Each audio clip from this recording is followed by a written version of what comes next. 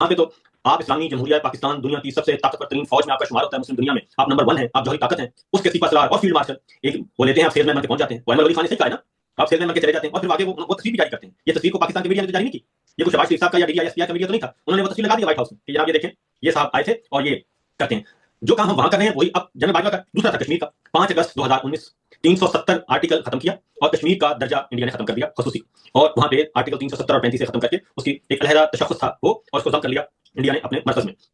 China ने तो उसी वक्त रिएक्शन किया और चाइना ने ठीक ठाक ठुकाई की और उन्होंने फौज कशी की और उन्होंने तो अपने वो इलाके जो अभी इंडिया के पास है वो भी वापस ले लिए और अपनी बाउंड्री का तयन कर दिया और अपनी फौज दाखिल कर दी, अपनी बैठकें शर्तें बना ली। हमने क्या किया, इमरान खान साहब ने उस वक्त ऐलान किया कि हर जुमे को हम ये इसको निगेट करेंगे, इसके खिलाफ एहतजाज किया करेंगे। 2 जुमे सिर्फ हुआ और 2 जुमे के बाद वो बंद करवा दिया गया। और ना फॉरेन ऑफिस, उस वक्त शीरी मदारी साहब का स्टेटमेंट कौमी असेंबली के फ्लोर पे मौजूद है कि हमें फॉरेन ऑफिस के बाबू ने भी हमें सपोर्ट नहीं किया और उस वक्त कहा गया कि खामोश हो जाएं। इमरान खान उस वक्त पीटीआई की गवर्नमेंट थी, भारत के साथ सारे तजारती ताल्लुकात मुनक़ते कर दिए गए, जीरो। लेकिन उसके बावजूद एक कोशिश अटेम्प्ट की गई कि फेवर्ड नेशन की बात को दोबारा लाया गया, तिजारत खोलने की बात को, कि चलिए ये एक रूट खोलते हैं। इमरान खान ने इनकार किया।